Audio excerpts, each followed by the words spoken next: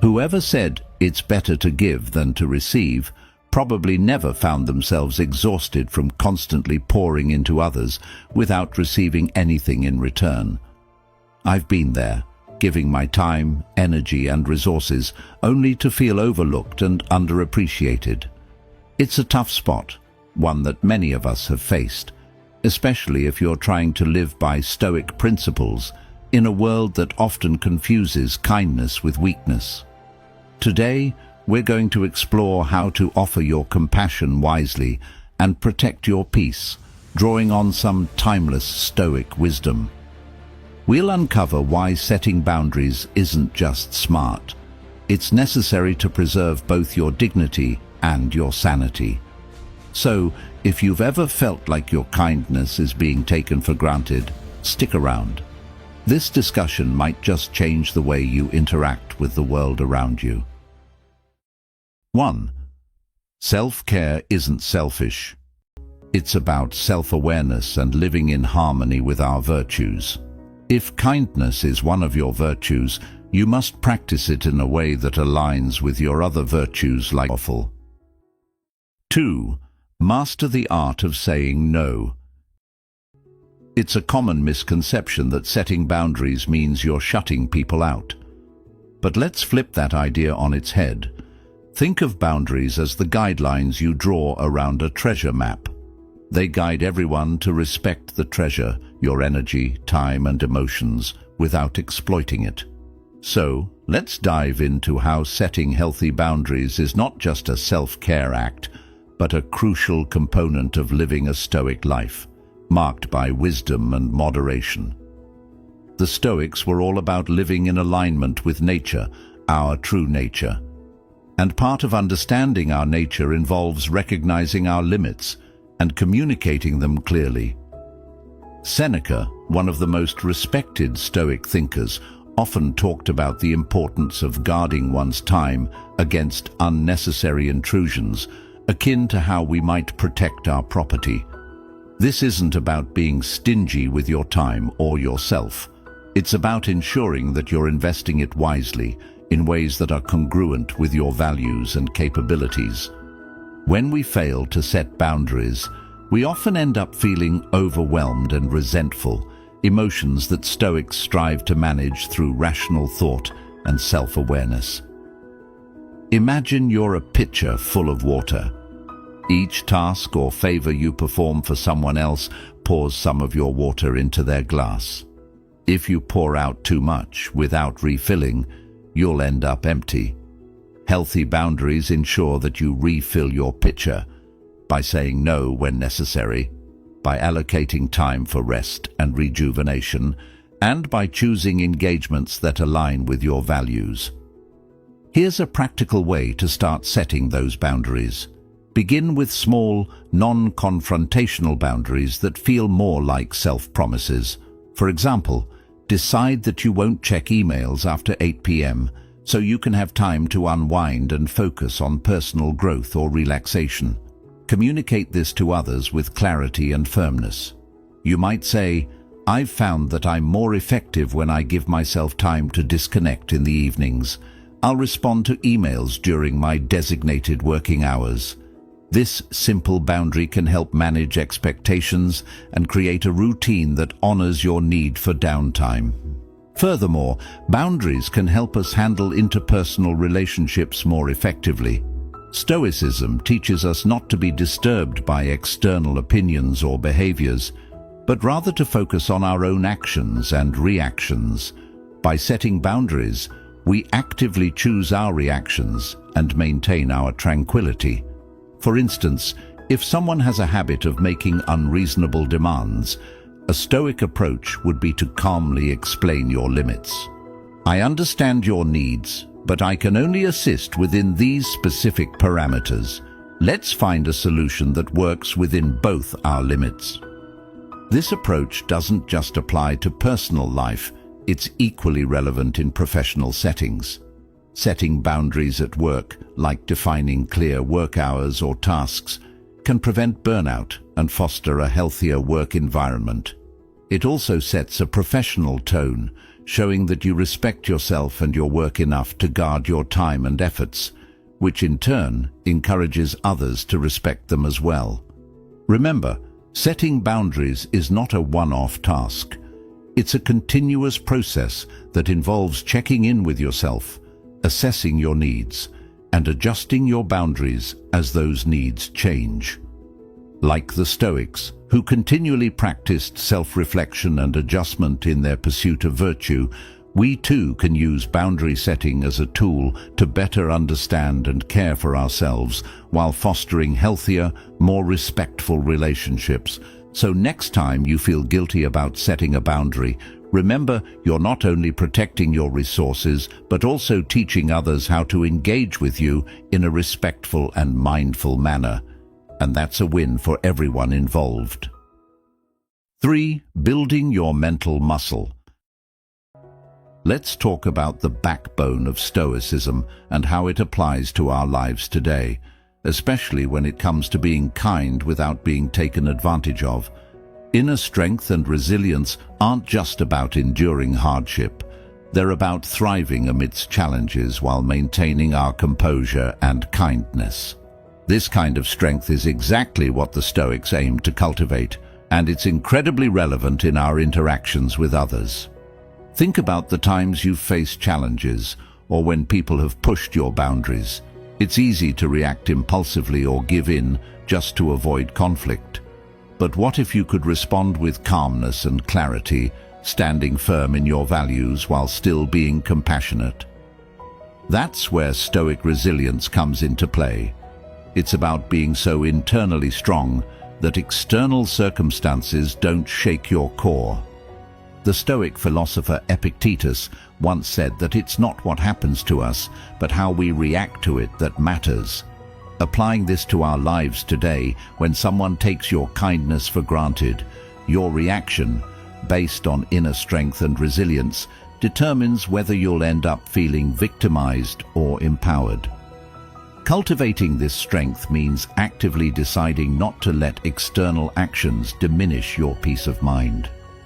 Building this kind of resilience starts with self-awareness. You need to know what triggers your negative reactions and understand why they happen. This could mean recognizing when you're giving too much to others at your own expense, or noticing when you're about to compromise your boundaries out of a need to be liked or approved of. Once you're aware of these triggers, you can start to work on responding differently. Practicing mindfulness is a fantastic way to strengthen this aspect of yourself. It helps you become more aware of your thoughts and feelings in the moment, allowing you to choose responses that align with your values rather than reacting out of emotion. Mindfulness can be as simple as taking a few deep breaths before responding to a request, or as involved as a daily meditation practice. The key is to create a space between what happens to you and your response, giving you the power to choose a reaction that reflects your inner strength. Another Stoic strategy is to regularly remind yourself of your core values. What are the principles that you want to guide your life? Is it integrity, generosity, respect? By keeping these values at the forefront of your mind, you can align your actions with them, which reinforces your resilience. When you act in harmony with your values, even in the face of adversity or exploitation, you reinforce your sense of self and reduce feelings of resentment or victimization. It's also crucial to recognize that resilience isn't about never bending. Like a tree that bends in the storm but doesn't break, resilient people can adapt to circumstances without losing their essence. This adaptability is a form of strength that lets you encounter misuse of your kindness and respond in a way that maintains your dignity and encourages personal growth. Lastly, resilience is nurtured through challenges. Every time you successfully navigate a situation where your kindness could have been taken for weakness but wasn't, you build confidence in your ability to handle similar situations in the future. It's about learning and growing from each experience, not just surviving them. So, as you move forward, Think of cultivating your inner strength and resilience as equipping yourself with armor and tools, not to battle the world, but to navigate it with wisdom and grace. By building up your internal fortress, you ensure that your acts of kindness come from a place of strength and self-assurance, making you not only a giver, but also a wise steward of your own well-being. 4. Practicing mindful kindness. Ever stop to ponder the real impact of your kindness? It's something we often do on autopilot, offering a smile here, a helping hand there. But here's a twist. What if we started practicing mindful kindness, where every act of generosity is as intentional as it is heartfelt? This isn't just about being nice, it's about being strategically compassionate, ensuring that our good deeds genuinely uplift others without draining ourselves. This thoughtful approach to kindness echoes the Stoic practice of mindfulness, where every action is deliberate and aligned with our core values. In Stoicism, the idea of being mindful and intentional is pivotal. The Stoics, like Marcus Aurelius, often emphasize the importance of acting with purpose, not just with emotion. When you practice kindness mindfully, you're not just reacting to a situation, you're responding to it with wisdom, and insightfulness encourages us to stay connected to our inner wisdom. This connection helps us navigate the fine line between helping and overstepping, between caring and controlling. It prompts us to consider the long-term effects of our actions, guiding us to offer support that is sustainable and respectful. For instance, instead of simply giving money to a friend in a financial rut, a mindfully kind person might also spend time discussing budgeting tips or helping to create a financial plan. This approach doesn't just solve the immediate problem, but also empowers the friend to manage their financial future more effectively. Another aspect of mindful kindness is being aware of how we feel when we help others. Are we seeking approval, or are we genuinely moved to act out of compassion? Stoicism teaches us to be self-aware and to act from a place of internal strength rather than seeking external validation. This internal audit helps ensure that our kindness is pure and not tainted by the desire for recognition or reward. When our acts of kindness come from such a place of purity, they are more likely to be effective and appreciated. Finally, mindful kindness also means recognizing and accepting the limits of our impact. We can offer help, but we cannot control the outcomes. Just as the Stoics accept that some things are outside their control, so must we understand that the ultimate responsibility for change lies with the individual we are assisting. This realization can be freeing, allowing us to offer our help without attachment to the results, confident that we have acted rightly regardless of the outcome. Practicing mindful kindness is about bringing thoughtfulness, awareness, and intention to our acts of compassion. It's about making sure that our kindness is not just felt, but is also functional and fostering. By integrating Stoic principles into our everyday acts of generosity, we not only enhance the value of our kindness, but also deepen our connection to our own values and principles. This approach doesn't just change the way we act, it transforms the way we live. 5. Handling haters the smart way. It's inevitable. Sooner or later, we all face moments where our kindness is met with disrespect. It's frustrating, isn't it? When you extend a hand and instead of gratitude, you get a slap in the face, either literally or metaphorically.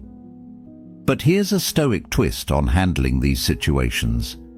Instead of reacting with hurt or anger, we can choose to respond with wisdom. This shift is not just about keeping our cool, it's about turning a potentially negative interaction into a learning experience for both parties involved. Stoicism teaches us that our reactions are within our control, even if external actions are not. When someone disrespects us, it's easy to react impulsively, perhaps with anger or withdrawal. However, responding with wisdom means taking a step back and analyzing the situation. Why did the disrespect occur? Often it's not entirely about us, but about the other person's struggles or insecurities. By understanding this, we can address the situation more effectively and compassionately without escalating the conflict. A wise response begins with maintaining our composure. Think of Marcus Aurelius, who faced betrayal and disrespect even from his closest allies. Yet he chose to handle these situations with a level head, focusing on rational responses rather than emotional reactions. In our own lives, this might mean pausing before responding, allowing ourselves time to cool down if we're feeling heated. This pause is crucial. It gives us the space to formulate a response that aligns with our values and the outcome we desire, rather than one that simply vents our frustrations. Next, consider the importance of clear communication. When facing disrespect, it's helpful to express how the behavior affects us without placing blame. For instance, you might say, "When you speak to me in that tone, I feel undervalued and hurt. I want to understand your perspective, but I also need to be treated with respect." This kind of statement opens the door for dialogue without accusation, which is more likely to lead to a productive resolution than a heated argument. Additionally, Stoicism encourages us to look for the opportunity in adversity. Disrespectful interactions, while unpleasant, can teach us about our boundaries and how firmly we are prepared to defend them. They can also be a catalyst for strengthening our resilience and our ability to handle difficult social situations. Every time we choose a wise response over a reactive one, we're not just navigating the moment. We're building our character and reinforcing our commitment to live virtuously. It's also essential to know when to disengage. Stoicism doesn't mean enduring abuse or continual disrespect. Sometimes, the wisest response is to remove ourselves from toxic situations. This isn't an act of defeat, but a strategic decision, recognizing that our well-being is our responsibility. Seneca wrote extensively about the peace that comes from removing oneself from drama and conflict, advising that we should not feel compelled to stay in situations that harm our spirit. In practicing these responses, we also set an example for others. Our calm demeanor and thoughtful communication can serve as a model for how conflicts should be handled, potentially influencing others to adopt similar approaches. This is the ripple effect of Stoic wisdom. Not only does it change us, but it also has the potential to change those around us, one interaction at a time. Responding to disrespect with wisdom is about more than just managing a single interaction. It's about cultivating a lifelong approach to challenges and conflicts. By integrating Stoic principles into these moments, we ensure that our responses are not only appropriate for the situation at hand, but also reflective of the deeper values we aspire to live by every day. This approach doesn't just resolve conflicts, it transforms them into opportunities for growth and understanding. Remember, the strength of your character isn't shown by how you revel in comfort, but how you face challenges. Thank you for spending this time with me and for being a part of our Stoic Journal community. If you found today's discussion helpful, please check out one of the suggested videos on your screen to continue your journey with us. Stay wise, stay strong, and I look forward to seeing you in the next video.